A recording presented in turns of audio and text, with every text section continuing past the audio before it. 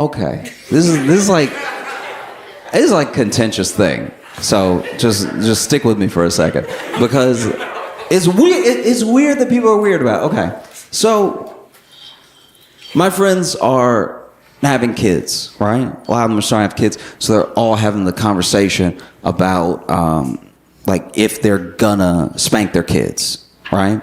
And people have very strong feelings either way. Some people think like, oh, you know, if it's rare and if it's warranted, then like a spanking here and there is not that bad. And then some people are like, no, this is full on abuse. This is like you're creating trauma and everything. And I'm not even telling anybody how to feel. Like, I know that I was spanked when I was a kid, right? And it made sense that I was spanked because we were poor.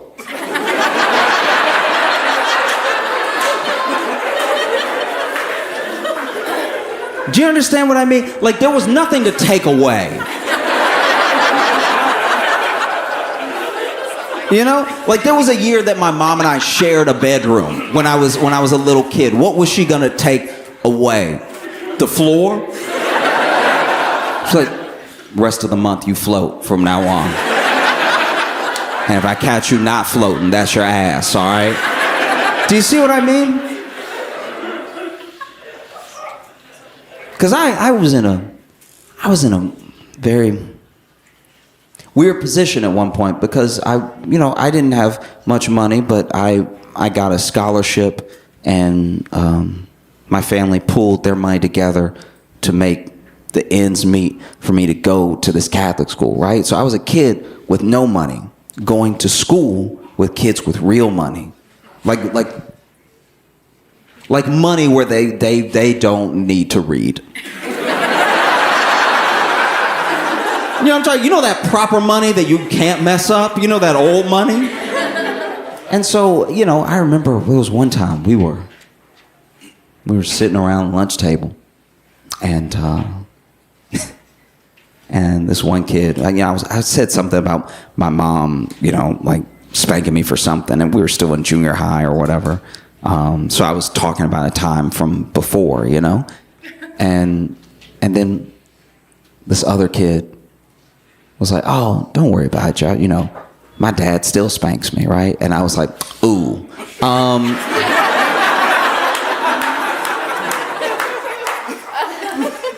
Tyler, you have a pool. That's abuse."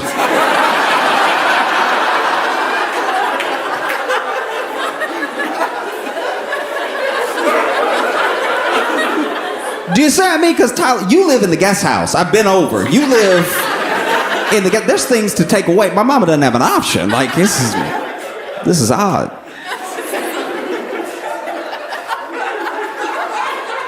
Like, that's kind of how I feel about it. I'm not gonna lie. Maybe it's right. Maybe it's wrong. I'm sure it's steeped in generational trauma.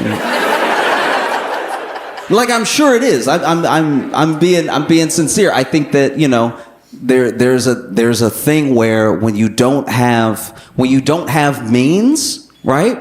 When you don't have the extra time to think about the extra things, you don't think about the extra ways to like calm something. And I want to be clear, my mom had to spank me like a couple times in my entire life, so I'm not, you know, over here like my mama did what she had to do. Like, that's not what I'm saying. I'm saying that genuinely, I think sometimes you see these different thought patterns because there are people who have the means and they have the access to things like, you know, like family therapy and stuff like that. And then there are other people that work 3 jobs as a single parent to make ends meet, so they have to get to it quick. You know what I mean? And that's not even me saying it's like right or I always agree, because I think that it's hard to gauge. It's got to be very hard to gauge with like there's a thin line between a spanking and a beating. You know what I mean? Because if you spank good enough, you know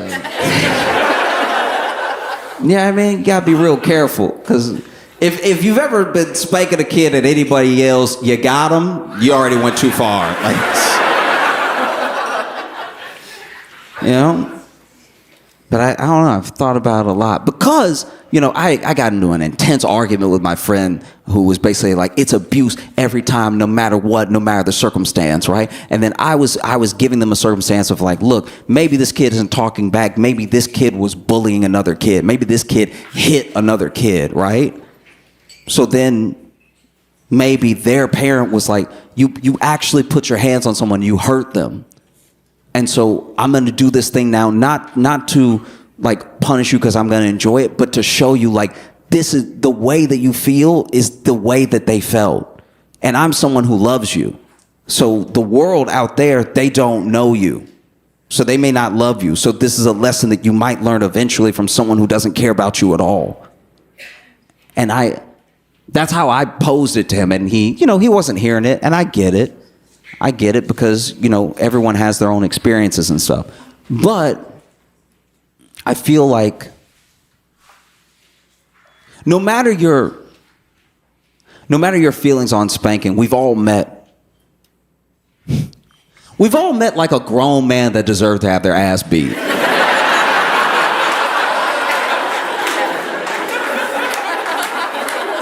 And I think the thing for me is that could it have happened earlier?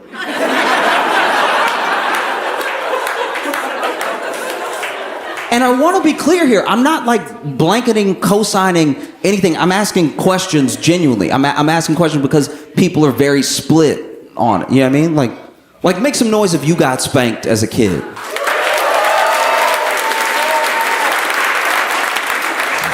Okay, so just roll with me here, right? So you got spanked as a kid. Now, make some noise if you spank your kid. But you see how some people are like, I got spanked and they really took their day out on me, so none of that for me. And then there are people that are like, I got spanked and I'm fine. And so I think I know how to gauge. So everybody has like vastly different approaches to it, But once again, we've all met a dude who like, damn. He really probably had it coming sooner than today.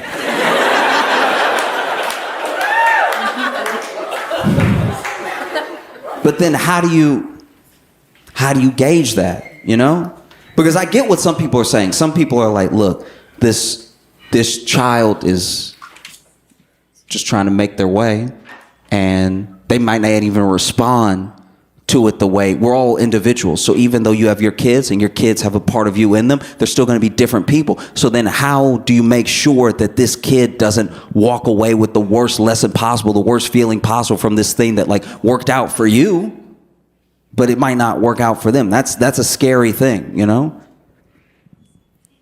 Like, I used to be like very nervous about moving to New York, right? I moved to New York years ago, and I remember when I got to Brooklyn, I saw a fight when I got there, and these were two kind of big guys. One guy was like medium sized, bigger than me, and he was muscular. And he looked like he knew how to fight because he did all the stances. He knew where to put his shoulders, put his fists, he could kick. He's either trained MMA and boxing or he's watched all the movies. Like this guy really knows how to move, right? And then the big guy was just a big guy. Like he was that, that type of big where you can't tell if it's fat or muscle? You just know it's in the way, right? You know that he can move things where he wants them to go. Just a big guy, right? And I don't know exactly what they were fighting about, but it felt like one of those fights. It felt like one of those fights where they really wanted to fight their dad.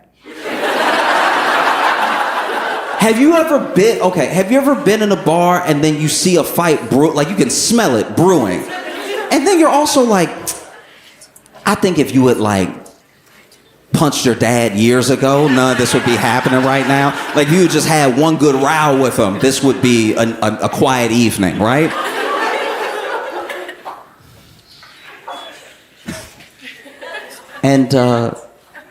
they were going at each other, and some of it was punching, some of it was kicking. Now the guy that was like on the bigger side and muscular, he really knew his way around. Like he was even like doing the hop of someone who knows how to fight. You know that little light foot hop where you're like they're about to get into it, okay? And then there was one moment, because I walked out of this bar because I was doing a show, like a bar show with my friends, and then we were all walking out and we all saw this like happening. It would start on the sidewalk and it spilled into the street, and basically, he's doing the hops, and then he goes for a lunge. He goes for like this big punch, right? And when he goes for the big punch, the big dude moves out of the way and grabs his wrist. And they both look at it. They both look at like he grabs his wrist and looks at it, and then he looks at it like, uh-oh.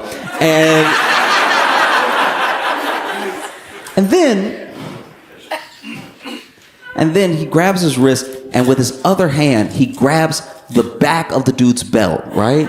Pulls him forward, knocks the guy pretty much off balance, lets go of the wrist, passes the belt to his other hand, lifts him up, and then spanked him in public. And like,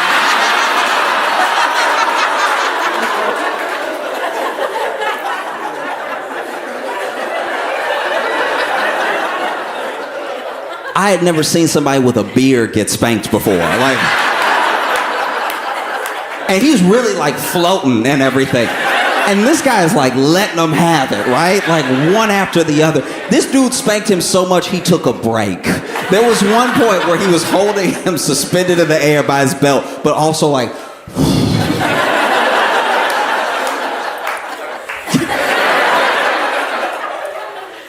and then after like the 36th lick, lets go of the belt, dude drops to the ground. He gets up and he sort of limps off, a lot of expletives and stuff, but it's kind of done. And this guy goes back into the bar we were just in, because he wasn't watching the show. The show was in like a back room. This guy was just in the bar, and I had no idea like what the fight was about, because once again, we had already walked out and it was already happening. But he walked back in, and I'm like, I'm a curious duck. You know what I mean? Like, so I go back in after him and I'm like, hey man, are you okay? Which is a weird thing to ask him, but it's like, are you okay? What was all that about? And then he turns to me and goes, I look like a lot of dudes' dads.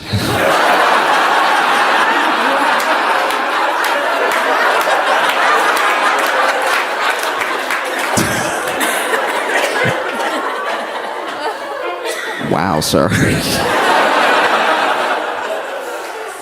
That's an interesting thing to figure out about yourself. Because dude was like 30, but he just had that dad head. Like he had the dad bod of being big, but he had like a dad, like he had a full beard with like this part right here was doing a little bit of like Vegeta action. Like it was coming back a little bit, and he looked like he could be a dad, right? And so he's like, no, I just look like a lot of dudes' dads. And I was like, wow, how did you find that out? And he was like, oh yeah, after the 4th or 5th fight, you start to put things together.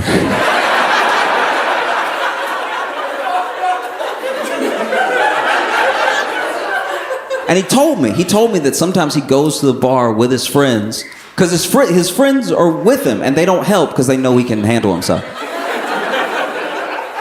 And so go to the bar with his friends, and he's like, after a while I can just tell some guy starts looking at me, and he's just giving me a look like you can tell he's a certain level of drunk, but he's looking at me like, huh? And then he comes and he starts jawing at me, and I can tell it's not about me because I was just sitting here, I wasn't doing anything. And then he wants to fight, and he either swings at me first or he says, let's go outside, but this happens pretty often. And I was like, wow, are you a dad though?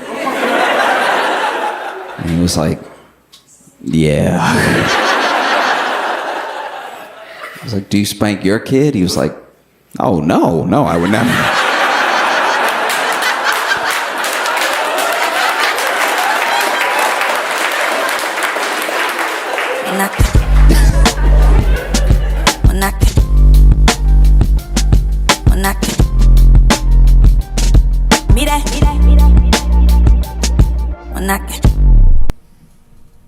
That shower sex is even like possible. Like that's.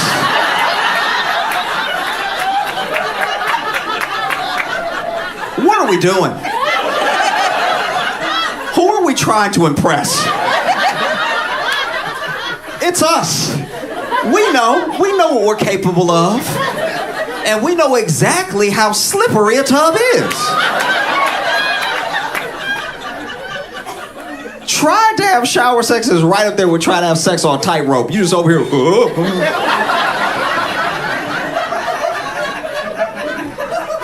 Hoping you gonna slip and accidentally do something good. Whoever's idea this was is the devil, because what possessed us? What video did we watch where we're like, I can do that too? It's never a good idea, ever. Even if you got the bath mat.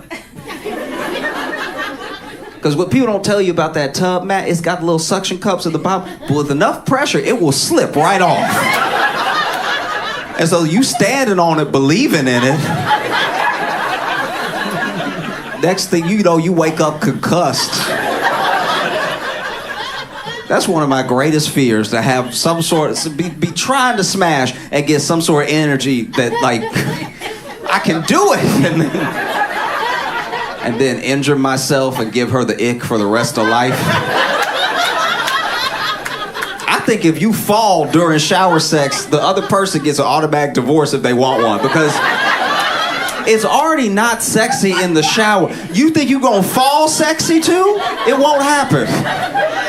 One foot gonna go this way, the other foot gonna go that way. You gonna grab the towel rack. Fighting for your life right now. Naked, fighting for your life. Over here swinging legs. I've slipped in the shower by myself and I've screamed every time.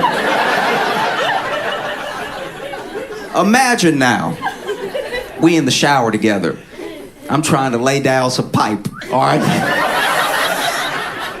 And then behind you, you hear, whoa!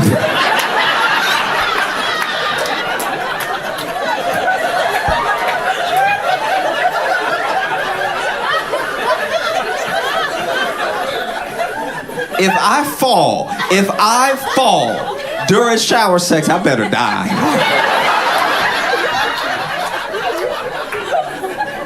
Because the last thing I need is to try to pick myself up with a black eye from hitting my face just right. Going like, you want to try again?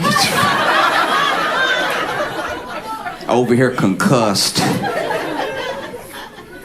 There's just certain things we gotta stop. We gotta let go of. You know? We'd be happier for it. Because everybody want to tell you about, come back from the honeymoon and give you all the tea, all the sexcapades, young, newlyweds, still spry, still got good knees, good hips. Because we don't talk about the small muscles. Okay, I once tore my right glute trying to get out of the shower. You ever lost your right ass before? It changed everything. I had to sit on a donut. Do you know what it's like to be in your early 20s sitting on a donut? People look at you like something really wrong. People look at you like you barely hanging on. It's devastating. And it was just off of a random movement, I was getting out of the shower and just a little like, oh, you know what I mean? And at first I didn't think anything of it. Got out of the shower, dried off and everything. And then I went to sit down on the bed. I was like, uh-oh. I I genuinely could not been past here. Every night when I went to bed, I just had to fall into bed. Couldn't even get comfortable. I had to get my roommate to lift the covers and let me fall. And then he would cover me up. And I would just be like that until he came and got me.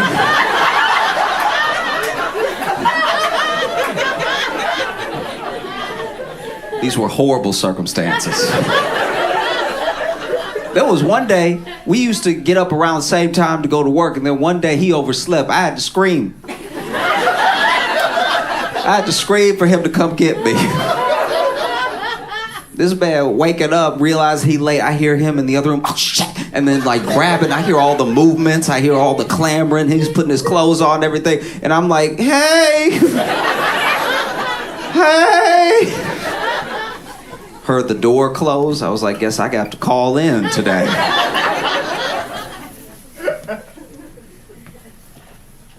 Don't sleep on the small muscles. Okay, take good care of yourself. You know? Don't let somebody pressure you into shower sex you know you're not capable of.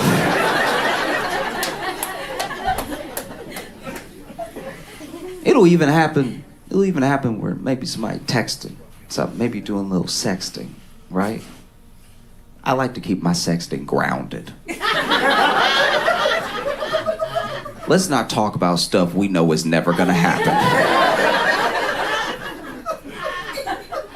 If you bring up shower sex to me while we are sexting, I will block you. I have no problem doing it. What a weird thing to stand on.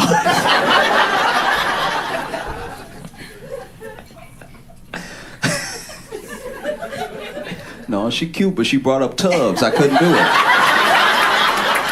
Couldn't do it. She had to go. I had to kick her to the curb, all right? Anything to do with porcelain, that's too freaky for me. I don't like that. I don't know how you were raised, but I'm a Christian.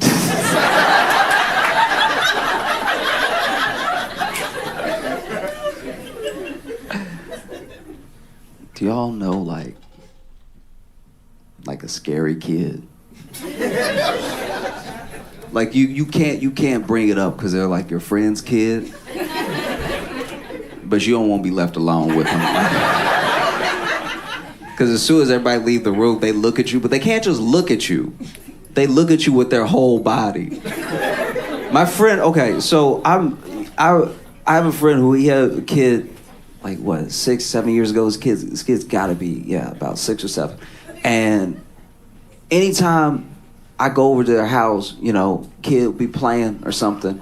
And now it's at least at the point that the kid can play video games or something like that. But even when he was just playing with blocks and stuff, my friend would leave the room to go get something. And then the kid would just look at me, but he wouldn't just look at me with his eyes, he'd look at me with his whole body. He would just turn like, eh. And I was like,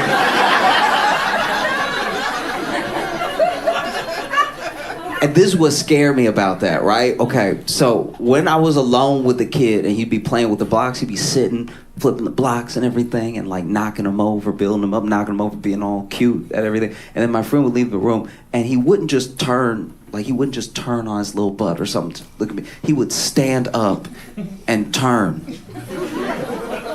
But then when his parents came back in, he'd sit back down like he didn't know how to stand. And that was very freaky. Because I would tell them, I'm like, hey, is he standing up and running around and stuff? And they're like, not yet.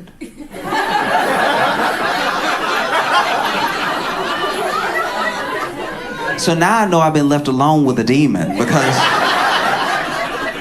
why are you only walking to scare me, Didn't matter what it was. As soon as they walked out of the room, he'd pop up. Wouldn't even talk baby to me, just be like, I don't know what he wants. There was one time I was at their house and he was in front of the TV, and then I went to the kitchen and I don't know where they were, but then out of nowhere I turned in the kitchen and he's standing at the kitchen door, and I'm not gonna lie. I shouldn't even admit this, but just out of panic, I almost punted that kid. I almost like... Imagine, just please, imagine for me that you going around the house just doing your regular thing, right? And then out of nowhere, a child that no one thinks can walk is just standing behind you. I was like, what in the boss baby is happening right now?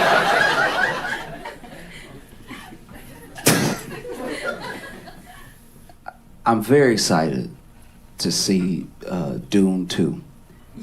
Because I think it's going to be a phenomenal movie. A lot of people like Dune, and I haven't heard anyone who saw Dune 2 have a bad thing to say about it. And I know it's a good movie because it's a good story. And I know it's a good story because growing up, it was the only time that I ever saw a dumb kid with a thick book.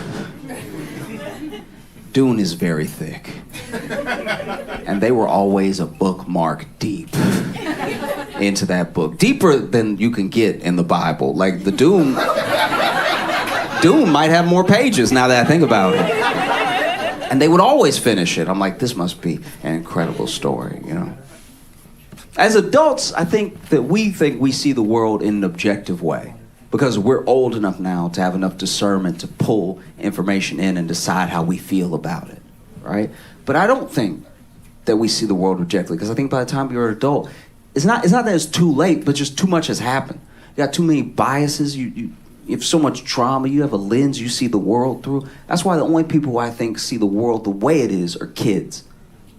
Because they don't have all those filters, there's no like veil yet. That's why they take things so literally. You know, they'll be like, that's what you said. That must be what it is, right?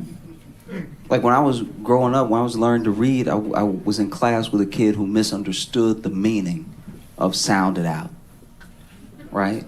So instead of going ch, ch, ch, ch, ch, ch, ch, ch, chair, right? He would go, ooh!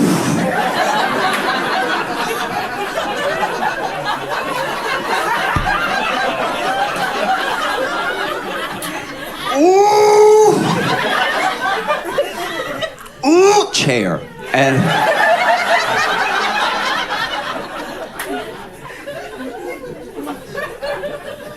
that kid finished Dune. All right.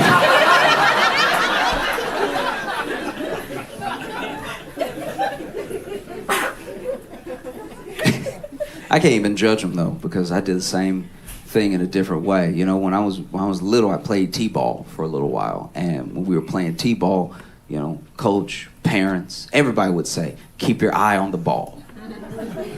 Keep your eye on the ball, right? And I took it literally. Keep your eye on the ball. Now, we didn't have a big league of kids, and so sometimes we had to play the same team a couple times in one year, right? And there was one kid that really shouldn't have been playing. I don't know how many times he had been held back, but this was an adult. This was... You know that thing they talk about people always trying to do in the World Series? They were doing it in my local t-ball league, okay? This kid looked like he had a full-time job, and he would come up to the plate, and he was so good. Like, on top of being big, he was good. And, you know, tee be right here, the ball would be right here, and he always managed to like crack the ball, not just like over, not just up, but like up, like really, like truly under to pop it up into the air, right? And I remember one time he did it. One time you could hear it, hear the pop off that metal bat and the ball flying into the air. And I was keeping my eye on the ball. And the ball looked like it was going to go into space. It got hard to keep my eye on the ball for a second, because like the clouds are white, the ball is white, and the ball is in the clouds. And then it starts to come down a little bit. I'm like, oh, I see it, okay. And I keep my eye on the ball. And then it's getting closer. But I keep my eye on the ball.